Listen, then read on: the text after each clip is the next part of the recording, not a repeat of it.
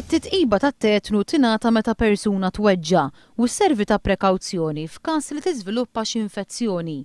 Jirriżulta iżda li din it-tilqima ilha out of stock għal din l-aħħar ġimgħa. Kull ċentru tas-saħħa madwar Malta u Għawdex m'għandhomx it-titqiba tat-tetnu għad-dispożizzjoni tagħhom.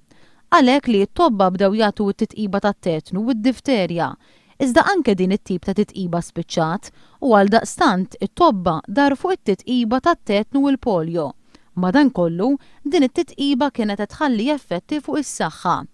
Wara li bagħtu għan-nies kollha li kienu ħadu din it-titqiba, ħarġet ċirkulari li kull tabib li jagħti din it-tilqima kien se jinżamm responsabbli. Għalhekk li l-Assoċjazzjoni Medika Maltija il-MAM ħarġet direttivi biex l-ebda tabib ma jagħti din it-tip ta' injazzjoni.